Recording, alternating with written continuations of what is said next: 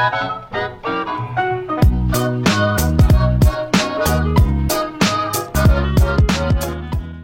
YouTube, my name's Nero, and today we have some Call of Duty Black Ops, the original Black Ops, and this week's episode of Dear Nero, which is the weekly series here on my channel where subscribers send me in fan mail and or fan questions, and I best go ahead and answer them. How the mighty have fallen in this gameplay, how the mighty have fallen. So this is my first game back on the Xbox 360 in probably 4 or 5 months. Yeah, something along those lines. My first game on Black Ops in probably even longer. As you can see, I can barely aim. I can barely walk. It's horrible. Trying to get used to 360 sticks again, right? It's just terrible. I'm doing so bad. I'm so used to the Xbox One sticks. I'm so used to that way things go with that. Then you go back to the 360 after so long. It's like, I can't aim or shoot, but I do have a pretty good game regardless. This is actually my first game once again back on the Xbox 360. And just to kind of have a little bit of contrast, like a before and after almost, we're going to show you this gameplay originally, which is going to be me just having horrible aim, but still doing rather well. And then the next game after this, where I actually come into my own, I'm very comfortable with the controller again, and I just have a very, very good game overall. The reason I'm playing Black Ops, a lot of people are wondering about that. So I was looking through my achievements on the Xbox One, and I scrolled all the way to World at War, because it was one of the games that actually have all 1,000 gamer score, 1,500 out of 1,500, including the DLC. I have all the achievements for it, right? And I was scrolling through the achievements, and I realized that about 6 years ago to this month, I hit 10th Prestige in World at War. You guys are wondering how long I've been playing Call of Duty. I've been playing Call of Duty forever. Look at that achievement, man. 10th Prestige back in Call of Duty World at War, all the way back then. That was so long ago, and because of that, I was like, man, I missed the anniversary of it, right? The anniversary, it was also in March, right? So I'm sitting there thinking, man, I should go back and play some World at War just for nostalgia's sake, just for some fun. Well, I couldn't actually find my World at War. I couldn't find it, and it's so annoying, because originally I couldn't find my Modern Warfare 2. I eventually found my Modern Warfare 2. I tried playing that. That was horrible, man. There's still people noob tubing like it's not 2015, like that game is not 6 years old. They're still running around with grenade launchers and stuff, so I quickly got rid of that game. I'm like, okay, we'll try some Black Ops. I'm kind of like on this nostalgia kick. I want to play some of the older Call of Duty games. And I tried Black Ops, and I had some fun with it. And that's the gameplay for this week's Dear Nero. I told you guys I like to try and mix up the games here for Dear Nero every single week. And for this week, we're going to be playing some Black Ops multiplayer. So let's hop into the questions here. Now we got all that out of the way. Let's hop into some questions here, because of course that's what Dear Nero is all about. First question, he writes, Dear Nero, will you ever get back into streaming on Twitch? Keep up the great work, Brandon from Philadelphia. So Brandon's actually right. I do have a Twitch. I've actually been squatting on the name for several years now. If you want to go over to it, is twitch.tv/NeroCinema. No reason to go follow or anything like that. Don't expect anything great. I probably live streamed a handful of times. The last time I actually streamed, which it's still there in the title of my live stream, is Titanfall Beta. Right, Titanfall Beta, very, very long time ago. I specifically remember that stream because when I put it up there, there was some kind of problem with my capture card and XSplit, and everything was weird, and the quality was bad, and I had no audio, and I'm like, I give up. That's one of the reasons why I, never really got into Twitch, was there's a lot of tech stuff that I just don't understand in there, and so because that, I just really got into live streaming on Twitch. Maybe it'd be easier now, like I hear with Elgato, basically, you press a button, then bam, you're live streaming, things are good to go, but I just never really got super into Twitch. At times I did live stream. It was fun. I think the coolest part about Twitch as compared to doing YouTube is kind of the instant or 15-second delayed instant interaction that you can have with people. I think that's why people like watching Twitch so much, is because they can watch their favorite YouTuber or streamer or whoever. They could write something in the chat, and that guy's probably going to read it, right? And he's going to maybe acknowledge it there on the stream. That's how donations work over there. In fact, on Twitch, is people will set up like these things on their bars, and if you donate, they'll like $1, then they'll like say, hey, thank you, Jim Bob from Carolina, thank you so much for that $1, and people like that. They like that interaction that they get. I can see why people like watching it. I just don't see a giant appeal to doing it as a YouTuber or as a streamer. I'd rather do Let's Plays. I'd rather do YouTube and stuff like that. It's just something I have more fun with. Perhaps in the future, I would go over to Twitch and try out things like that. But as right now, it's like, I like doing YouTube. I like focusing all my attention on YouTube and chilling out and stuff like that. But once again, maybe one day I'll have more of a presence on Twitch. I checked. Apparently, I have 1,000 followers over there just by having the link to my Twitch in the video description. But maybe one day I'll actually start live streaming, or maybe start doing like weekly live streams. Like, hey, we'll do 2 live streams a week, and you guys pick the games, or we'll do stuff like that. Maybe, who knows? Maybe we'll do stuff like that in the future. But as of right now, I'm more than happy of just doing what I do here on YouTube. I enjoy that a little bit more. Next question, he writes, Dear Nero, I've recently gone back to Black Ops 2 due to the lack of lobbies on the PlayStation 3 version of Advanced Warfare. When I went back, I started ninja defusing, and it is now my favorite thing to do in Call of Duty. Have you ever tried ninja defusing, and if so, were you any good at it? Keep up the amazing videos. James from Australia. So James, you don't even know about ninja defusing. Oh, it was so much fun. I remember the first time I ever saw a ninja defuse, and how confused I was as to what I was watching. So it was back in World at War, and we're playing Search and Destroy. I remember this specifically, like it was yesterday almost. We're playing on Downfall. And I remember the bomb even, it was the B bomb. And we were watching, everybody was dead on our team except for one person, and there was one person alive on the other team. And the person that we were watching, the spectating, of course, because it's Search and Destroy, was following the guy that was on the opposing team. It's like, why doesn't he just shoot him? This makes no sense. We're sitting there in our party chat just going, why doesn't he just shoot him and win us the round? We don't get it. And then the guy started planting the bomb. We're like, oh, he's going to let him plant the bomb so then he can shoot him and then defuse it for maximum points, right? That makes more sense. But he didn't do that. He let the guy go. He just laid down behind him, and then once the guy was finished planting the bomb, he started defusing, and the other guys kind of ran off, and then he defused the bomb, and we won the round. And we were so confused by that. We're like, why?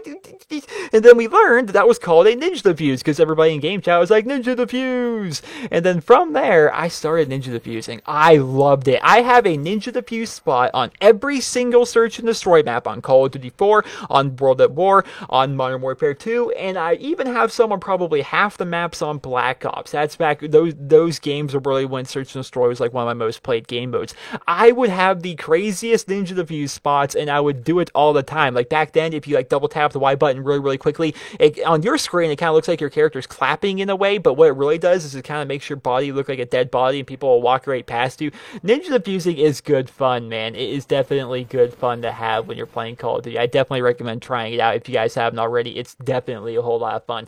And once again, if you don't know what ninja defusing is basically when you're playing Search and Destroy, someone on the opposing team is planting the bomb, you crawl up behind them, like get there, get a good sniff of their butt, and then as soon as they finish planting the bomb, you start defusing, and they don't expect it. If they don't hear you pick up that bomb, they just run away to try and get to their hiding spot or whatever, and little do they know, you're sitting there laying there defusing it. It's really a whole lot of fun. I definitely recommend trying it out at least once. Just try and get your first ninja defuse. It's a whole lot of fun, guys.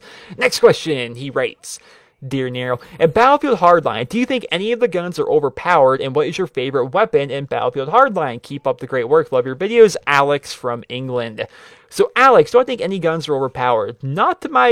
I haven't noticed any gun being exceptionally better than the other, although I have noticed a lot of people talking about the K10 and how ridiculously powerful that is. I recently unlocked it, and I've been running around with the K10 a little bit, and what makes the K10 so good is its crazy, crazy fire rate, and that's what kind of makes it so other guns that don't have nearly as high of a fire rate, they can't really compete with you because you shoot so ridiculously quick. So is there an overpowered gun in the game? I guess it might be the K10. Personally, I don't really think that so far because I don't get killed by it a ton, but a lot of people are saying the K10 is ridiculously overpowered. And my favorite weapon in the game, now this is going to be hard because I'm going to mispronounce how the gun sounds, but it's called like the AK-74U something. I think there's another letter somewhere in there. Basically, it's the AK-74U of Battlefield, and I love it, man. It is so much fun to run around with. It reminds me a lot of the AK-74 from Call of Duty, and I like using it. I'll be a fanboy. I'll do it. I like using the Call of Duty guns when I'm playing Battlefield. If I get to use like the AK-74U, or I get to use a P90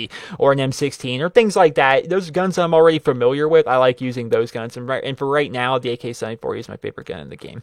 Next question, he writes, Dear Nero, your diversity dualtage with Deadly in Modern Warfare 3 is still to this day one of my favorite montages. That being said, I've watched it plenty of times, more than I probably should have in all honesty. I remember you saying something about Deadly's face being hidden within the montage. I have watched it tons upon tons upon tons of times, and I've still yet to find it, so I was wondering if you could tell me where it is, because I've been looking for far too long. However, if you would like to keep it a secret, I completely understand. Keep up the great work on the videos, Derek from Texas. So Derek is referring to a Modern Warfare 3 montage I made way back in the day, right? And this is with SB Deadly, who was a good friend of mine. He doesn't play anymore, sad to say, but we were both played Modern Warfare 3 a lot, and we decided to try really hard one week and record a dualtage together. Dualtage, of course, is a montage featuring two different players. And looking back at it, I really wish I would have picked different music. I really wish I would have adjusted the audio levels, but overall, for its time, it was a pretty good montage, and it's got got roughly 40,000 views or something. As an Easter egg in that montage, I did include Deadly, who the person I was doing the dualtage with. There is an instance of his face hidden within that montage, and everybody's been looking so hard to be able to find it. Some people have found it, but it's a very small number of people that are actually able to find it. I hid it very well within the montage. So what I'm going to do, since it's been so long since that montage has been out, I'm not going to tell you where Deadly's face is hidden in that montage, which if you guys want to check out, I'll put a link to that dualtage down in the video description. But I will give you a hint. His face is hidden within a scope. Within a scope, ladies and gentlemen. Hidden within a scope. Now, I'm gonna wait a couple days. I'm gonna go and I'm gonna check the comments of the diversity dualtage I did with Deadly. I'm gonna see how many of you can actually go ahead and find Deadly's face within that montage, because it's definitely something that a lot of people have been looking for a very long number of years. Apparently, I thought most people have kind of forgotten about that montage, but apparently, Mr. Derek from Texas here has been watching frequently for the past couple years now, and every single time going, "Where's that damn face? I can't find it. I think Nero's just lying. I think he's just a liar, and it's not even in this montage. He's just getting me to watch it over and over and over, looking for a face. It's not actually here." I promise you it's there. I promise you it is there. It's just a matter of actually going ahead and finding it. Next question, he writes, "Dear Nero, I was wondering what you will do on Saturdays in the future if Black Ops 3 does not have a 25 kill streak sort of thing. Will you just not have any videos that day, or will you start a new series?" Leaf from Iceland. Iceland. Wow. Wow, and Leaf, that's a weird name. It's basically spelled like Leif Erikson almost. Like, it's Leif, Leif, and he's from Iceland. I don't think we've ever, I'm sure we have, but I haven't seen a question coming from Iceland in a very, very long time. So here's my theory, right? A lot of people will wonder about this kind of thing. A lot of people wondered going into Advanced Warfare what I was going to do, because last year with Call of Duty Ghosts, we did Chem Strike Saturday. Every Saturday, we posted up Chem Strikes that people would send in. And we're wondering, like, Nero, what are you going to do on Saturday if Advanced Warfare doesn't have a Chem Strike style streak? And we're like, well, I don't know. We'll figure it out when we'll cross the bridge when we get to it, basically. And then, of course, Advanced Warfare came out, and we did find out that the DNA bomb did in fact exist. Okay, so let's say this next Treyarch game does not have a 25 hidden kill streak like the Chem Strike or the DNA bomb. What will we do? I feel as though we could have a series. Now, I have no idea what the name would be, but I feel as though we could continue to do a series every Saturday where, once again, people submit stuff, just like we've been doing for the past couple of years, but we'll include everything. Modern Warfare 2 nukes, Modern Warfare 3 Moabs, Call of Duty Ghost Chem Strikes, and Advanced Warfare DNA bombs. Everybody can submit everything, and I will go through and I will pick the best ones of all the submissions that week, and we'll post them up that week. It could be, 1 week we could post up a Moab and a DNA bomb. The next week we'll have a nuke and a Chem Strike. Next week after that we'll have a nuke and a Moab. Next week after that we'll have 2 different DNA bombs. Who knows? It will all just be based on what is the best actual gameplay. We'll probably do something like that if the next Treyarch game doesn't actually have a secret 25 kill streak, something like that. Next question, he writes, "Dear Nero, what are your thoughts on needing 500 subscribers to make a custom URL now? Being a brand new YouTuber, it makes it extremely difficult to find new subscribers since they can't find my channel. Thanks, Jonald from Vancouver." So it's like Donald, but with a J. Jonald. That's how I'm going to pronounce it. I don't know. Is that right? Did I mispronounce that? Probably. I mispronounced everybody's name. So this was news to me. The idea that you now have to have 500 subscribers to make a custom URL. If you notice in a lot of different episodes of DNA Saturday, I don't have like the URL to the person's channel like in the video. I say click the annotation or the link in the video description, because it's just a bunch of random numbers and letters that Google Plus assigns to them. I always thought that those people, secretly in the back of my head, I always thought those people are just kind of lazy and they just don't understand that they need to make a channel URL already. But apparently it's because they can't. If they don't have 500 subscribers, they actually cannot make a custom URL. Now, for example, your URL is what your /name is. So for me, you type in youtube.com/NeroCinema. That's my URL. NeroCinema is my URL. Whereas other people, if you were to make a channel right now, your channel would be youtube.com/abcdefg12345978467k569 or something, whatever random numbers and letters they put together. And once you hit 500 subscribers, they actually allow you to change that URL to wherever it is. Whatever your name could be. Mio Fruit Punch. I don't know, that's just a name. I have a bottle of Mio Fruit Punch sitting here on the desk, and that's why I came up with that. But yeah, it would be something along those lines. I really don't know what my opinion is on this. One, they're making it so they don't have so many people squatting on URLs, which is definitely a good thing, right? I think there's a lot of people out there that are squatting on different URLs that could definitely be used by a lot of people, but they're being squatted on. For example, youtube.com/Nero. right? I would love to have that. I would love to have it, but there's someone else that already has it. There's a bunch of old channels like with very original names that people took like back in 2005, and people can't get access to it. Think of an original name like youtube.com/computer, youtube.com/water, youtube.com/air, youtube.com/Jimmy. I'm just naming off random things. These are all probably channels that are squatted on. Basically, somebody made a YouTube account with that name many, many years ago, then they don't even pay attention to it or really use it for anything. And I think one of the things we're trying to do with this is try to make it so less and less people can actually squat on names, as well as I'm sure it has something to do with our database and having all of these names saved and protected, and having a 500 subscriber barrier to be able to get to that is going to be easier on them maybe a little bit. I will say though, just from personal experience, I suppose having an actual URL is not the biggest thing in the world if you're that small of a YouTube channel. If you are a sub 500 subscriber YouTube channel, your URL really doesn't matter. What's going to help your channel grow is not going to be your name, because your name of course can be in your intro. You can change the name on your channel, you just can't change the URL.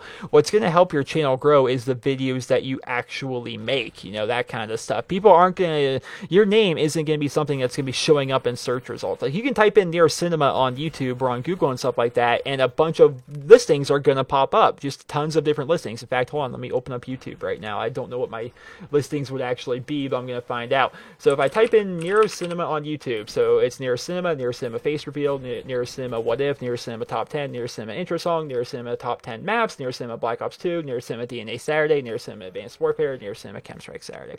These are different search results that happen if you actually type in me on YouTube, right? And if you're a brand new channel, even if you have a URL, you're not going to have any filled results, right? You're going to have no filled search results because you don't have enough presence on YouTube, right? You don't have enough people actually searching for you on YouTube yet.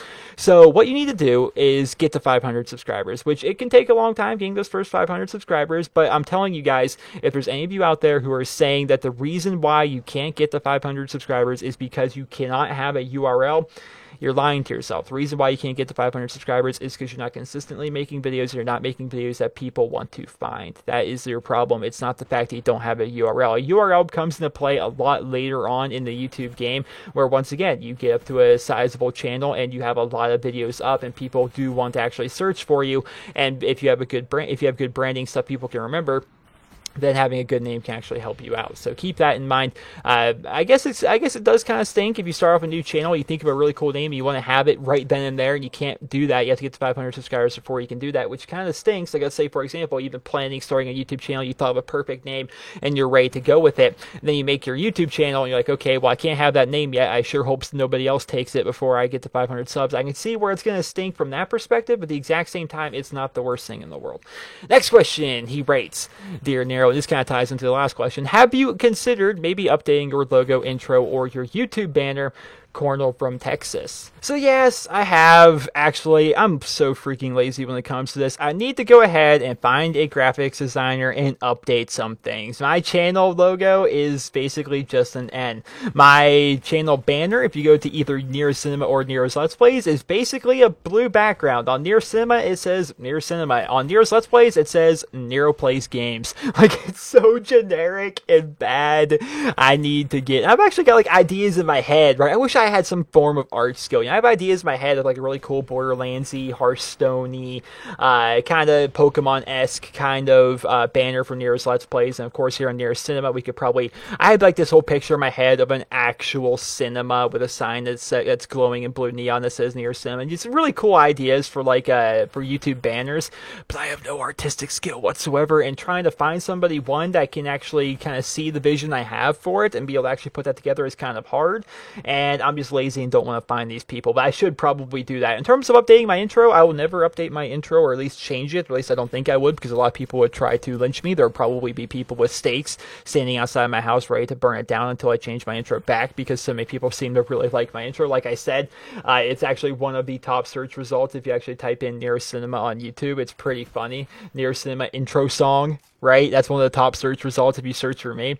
But if I were to update my intro, which I think I could, I would want somebody who is really good at animating, at putting this stuff together, and basically redo my intro the exact same way it is, but just make it a little bit better in terms of make it like a higher resolution, make it, so it's not as choppy, or make it so it's not as flickery, because the actual intro itself that you see in every single one of my videos isn't the best quality, all things considered. I think it could definitely be a little bit better, just kind of a little rough around the edges, I suppose. Maybe make it slightly better in terms of the resolution and just making it look a little bit better overall. Those would be the things I would change, but it's just a matter of I gotta go find people. I don't mind paying them money. I'll pay them whatever they want, but it's just a matter of finding people and talking to them. And I've worked with this kind of stuff before, right? Where it's like, okay, I want my channel banner to be this, and they're like, well, okay, and then they put it together and they send it to you, and it's like, no, dude, I didn't mean like that. I meant like this. And they're like, oh, well, I guess I gotta redo it, and then they redo it, and it's like, no, you still don't get it. I want this. It's really hard to work with people online that way because they're constantly like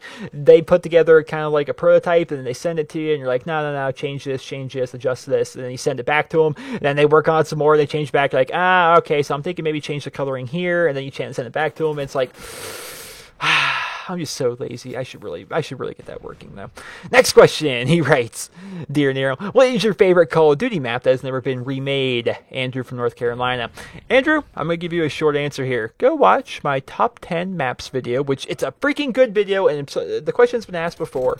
What do I feel is my best video that I've ever put together? I would say that's one of, if not the best video I've ever put together, is my top 10 maps in Call of Duty video. I really enjoyed that video. I spent so long on it researching it, and I really think it's one of my best, if not my best video. So if you check out that video, you can see my number one map, and that map has not actually been remade yet. So that would answer your question, Mr. Andrew from North Carolina. Next and final question. He's going to write, Dear Nero, do you think it's possible that the Modern Warfare 2 quote-unquote remaster could turn out to be the anniversary edition and release in 2019, 10 years after the original version? Like you, I think 2016 will be a Call of Duty Ghost 2.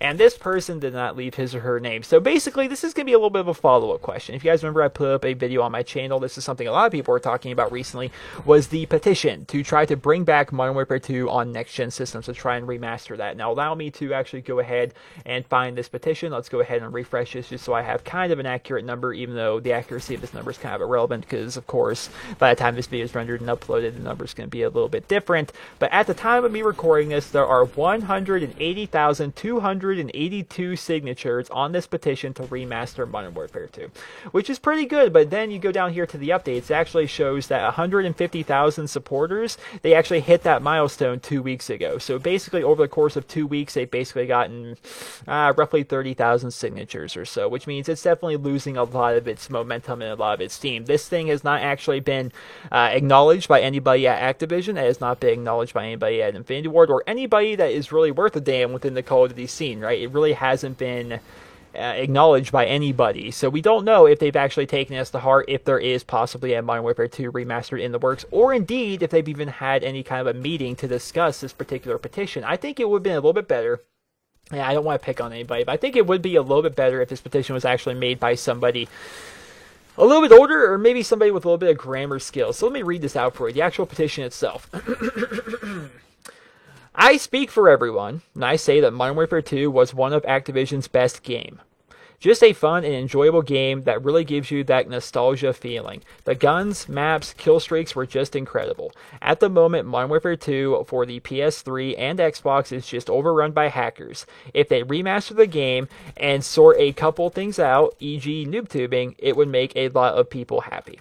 That is basically it. I think somebody could have written that a whole lot better, and then this letter itself is actually being sent to kind of all the wrong people. Like, for example, it's being sent, if you actually look at the petition, to the CEO of Infinity Ward, Jason West. Now, to some people that may not sound, it's whatever. Okay, I guess that's a CEO of Infinity Ward, right? But people like me that are following Call of Duty forever, Jason West isn't the CEO of Infinity Ward. In fact, he never was. That was actually Vince Zampella, right? And they both quit Infinity Ward back in 2010, right? Jason West went over there to Respawn Entertainment, and in fact has actually left Respawn Entertainment. So that is super out of date and super inaccurate who you're actually trying to send this to. I feel as though the petition itself could have been put together a little bit better, but at the exact same time, I think the petition itself might be a little bit irrelevant, because you look at the fact there's 180,000 signatures on this petition so far. I feel as though, and this may be cynical, forgive what I'm about to say, but I feel as though with enough YouTube support, any petition could get up to about that number, or even higher. You know, if you get myself making a video, you get Mr. Boss for the Win making a video, you get Drifter making a video, you get T-Mart making a video, you get All the A making a video. If you get all these people making videos saying to go sign this petition, chances are they're all going to go sign that petition, right? I just feel as though anything. We could get a petition to... I'm trying to think of something that would just be completely ludicrous, or something that may not actually happen. Oh, here's one that actually would wish would happen. I would like them to remove Danger Close and One-Man Army from Modern Warfare 2. Let's say I make a video talking about that, and then a bunch of other YouTubers also make a video on the exact same topic. We make a petition. Chances are that petition itself is going to have 200,000 signatures. Will that actually do anything? You never know. You never actually really know about that petition. So, I don't know. That's just kind of a follow-up on the petition. Right now, once again, it's about 180,000 supporters. It continues every time I refresh it. Let me refresh it right now. I'm going to see. In the time I've been rambling, it's actually gotten 6 new supporters since I've been rambling on about that petition. So it's continuing to gain signatures, but I don't think ultimately that petition is actually going to end up doing anything, because it's been quite a long time and nobody at Call of Duty, Activision, Infinity Ward, anywhere has actually acknowledged the petition itself. But to kind of go back towards your question, do I think it's possible that in 2019 they will have a 10-year anniversary remastering of Modern Warfare 2? I think it's entirely possible, but keep in mind that's 4 years from now. In 4 years, where are we going to be? I don't know about you guys, and man, I don't like being the negative Nelly, but I don't know about you guys, but I would like new consoles to be out by then.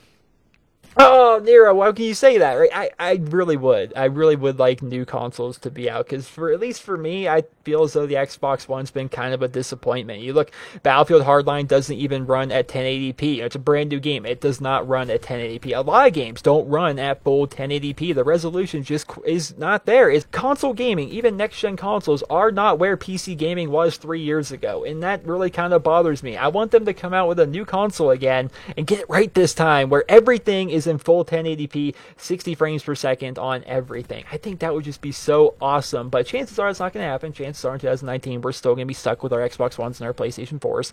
And do I think it's possible for them to remaster it? Of course it's possible. Of course it's possible, and I think eventually it's going to end up happening. So, of course, I can't predict the future, but I will say it's probably going to happen at least by that point, because I feel as though it's inevitable that they're going to start remaking these Call of Duty games, because Call of Duty itself has been making so much money year after year after year after year after year after year. And let's say, 5 years from now, maybe Call of Duty's selling a lot less than what it is right now. All they gotta do, they start making some remakes, right? They continue to put out their new games while putting out remakes every 6 months, right?